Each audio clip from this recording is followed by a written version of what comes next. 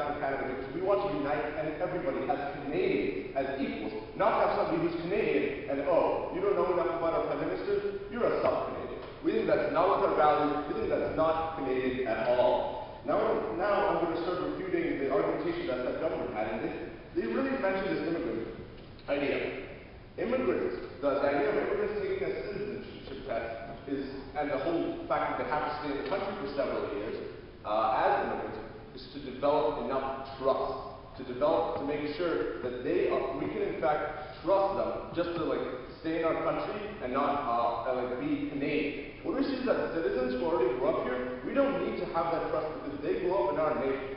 We think that basically all Canadians care about Canada. We don't think anybody is going to have allegiances to another country that they left. So we believe that in fact, that's why the citizenship test and the whole immigration system is here for. Now I'm going to continue reviewing what Anne has told you. Now, what he talked about basically is that a misinformed vote is worse than no vote. However, I would like to say that I would like to ask the question: what's worse for accountability? No vote at all, or a vote that might be flawed in some principle?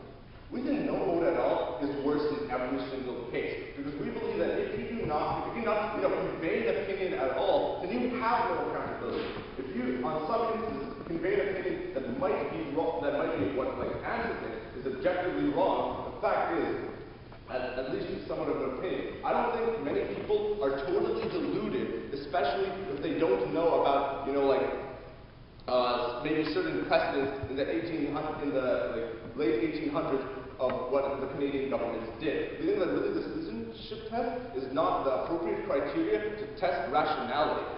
And we think that we shouldn't test rationality because we expect it of everybody who's just a sane individual.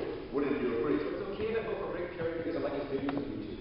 Yeah, it is okay if you vote for Rick Perry if you like his videos on YouTube. Because I guess you like what his ideas are. Yeah, that's perfectly fine. But if you're denied voting for Rick Perry, if you're denied the ability to vote for Rick Perry, then you get no accountability. So even though you might think some people might make dumb decisions, at least they're somewhat rational. With this, you have no rationality because you have no input. We think that his point falls entirely.